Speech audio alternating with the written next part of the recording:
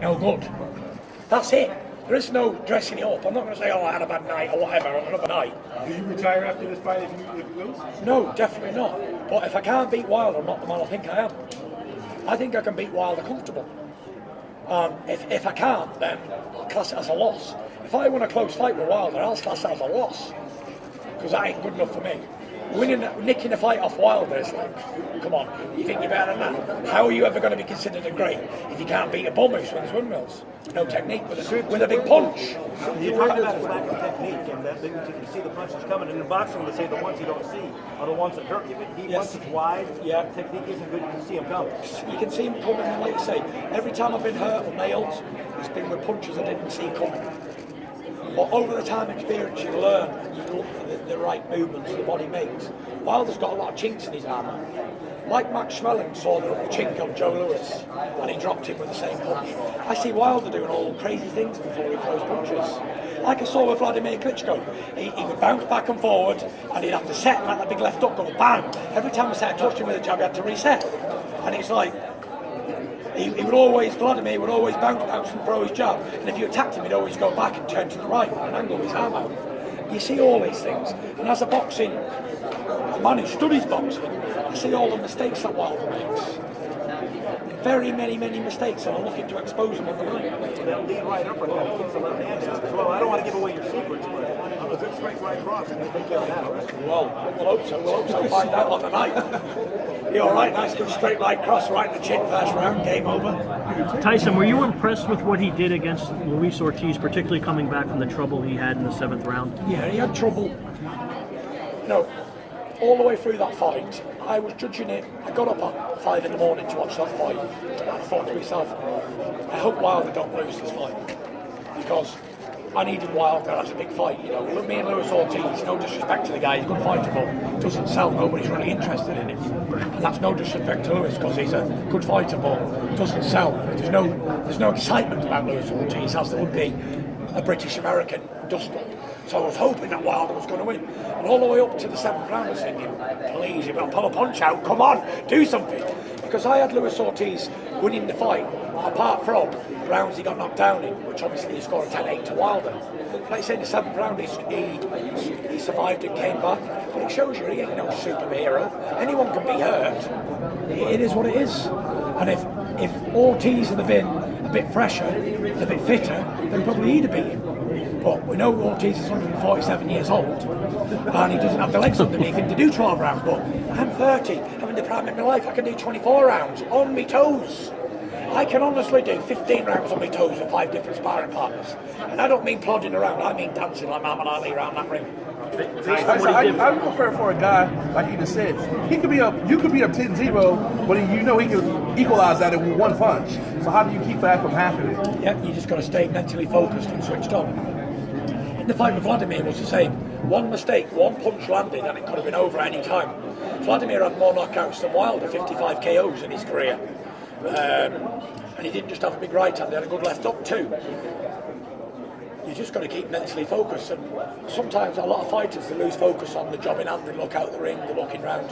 If I can keep focused on Wilder and watch his every move, only for 36 minutes, I can go home with the WBC world title. So you cool with winning a decision and say finish you up on the cards and just coasting and make sure you get your hand raised without being entertaining? Are you cool with that as long as you get that win? I'm not cool with it. It's not about just winning in this fight. I've got to excite and look good as well.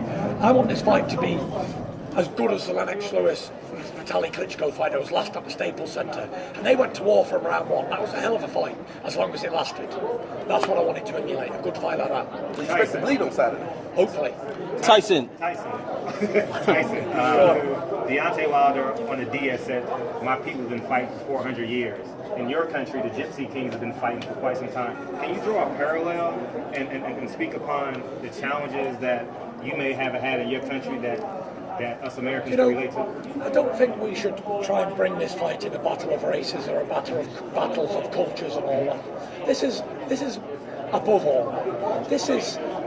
We're fighting for the most gentleman prized heavyweight championship of the world. That wasn't too gentlemanlike. It wasn't gentlemanlike. I understand that, but He instigated all that. I didn't get up there to start screaming and shouting in his face. He started with all the 400 years of pain and all this. And he must think that's going to get in my mind, oh, he's had 400 years of pain. I won't fight on Saturday night because he's had 400 years of pain. My people have been persecuted thousands of years, but we're not going to go there. This isn't a battle of who's been persecuted longer.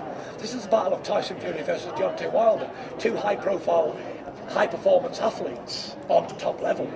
This isn't a battle of the people or races or cultures. This is between me and him and the WBC heavyweight championship of the world. Tyson, if you mentioned that Wilder's shortcomings, are you concerned at all that if the fight goes the way you say it will, and maybe if it's as lopsided as I kind of imagine you think it might be, that accomplishment could be diminished in the sense that people might be saying, well, Wilder wasn't that good to begin with? You know, they'll always say that because they said that about Klitschko.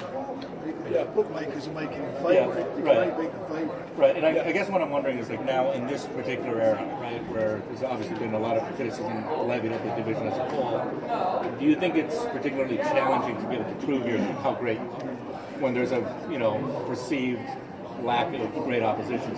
You know, I think the heavyweight division is on fire at the moment. There's more heavyweight challengers at the moment than there's ever been since I've been watching boxing for a long, long time.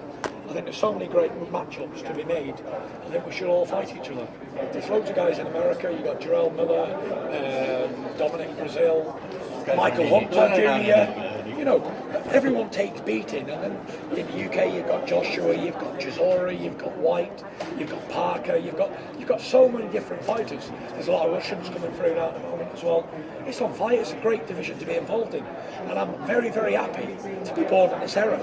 Very much. Is Joshua's TV or his contract with the Zone, is that concerning at all as far as what it could mean? Not really. Not after hearing the numbers of 16,000 in his last fight. That's nothing to be concerned about at all. Tyson, if you. I think it's a good battle of tall people. Wilder 6'6", I'm a bit taller than him. Both on similar kind of range. I think it's going to be a great fight for tall men. Tyson, if Wilder beats you, it will be the best victory of his career. If you beat him Saturday, would you view that as your greatest victory? I don't know about greatest victory, but I'll view it as a very good thing because, especially what I've been through, where I've come back from, the state I got myself in, it's a victory in itself just to be sat here like this. Is Deontay Wilder a better man than Vladimir Klitschko was? I don't think he is, no way. He's only had 7 defences, the other guy had 25 title defences. I don't think he's more rounded or more accomplished than Vladimir, no. But I think it's a hard challenge, very hard challenge. He's more unorthodox than Klitschko, and he'll take more risks because he's more inexperienced. Klitschko knows what happens when you take big risks, as you saw against Brewster and Samuel Peters the first time, Corey Sanders, and even the journeyman who beat him early on. He knows if you take them big risks, you get risky getting knocked out. So Wilder, he doesn't have the experience of being smashed and knocked out, so he doesn't know what it's like. So he will take those risks. And a lack of inexperience at this level will cost him on the night. How dangerous is it to fight a fighter who's willing to take those risks? It's dangerous, but it's Christmas for me. I hate people who don't come to fight. When someone wants to fight me, and in a good fight they want to knock me out, then you see the best fights. But when someone comes to survive and goes the distance or whatever, you're in for a terrible fight. And I hope Wilder backs up his word and he comes to knock me out and he does all those things he says he's going to do. Because then we're in for a great fight.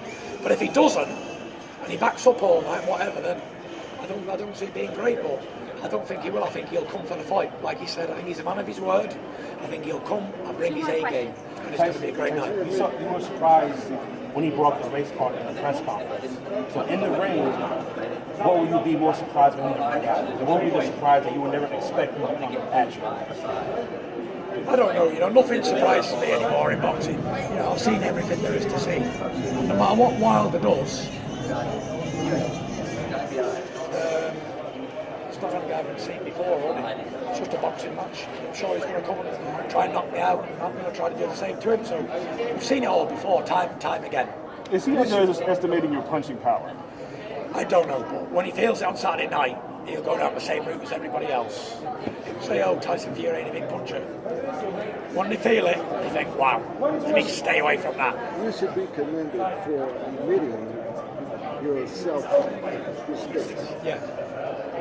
If you should win this fight, are you willing to give him a rematch? Yes. I believe everybody deserves a second chance. God knows I've had plenty of second chances.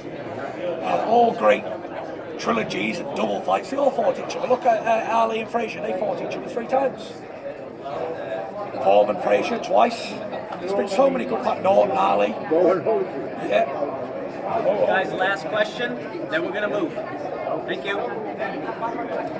Last question, unless there's one more. You think that when Wilder, people say that you can't knock Wilder out, is that going to give him a false sense of security and he's going to come in and say, Tim. I hope he believes that. I really do. Because it's going to be for a road fight on Saturday night. We're ready. Tyson, Thank you, sir.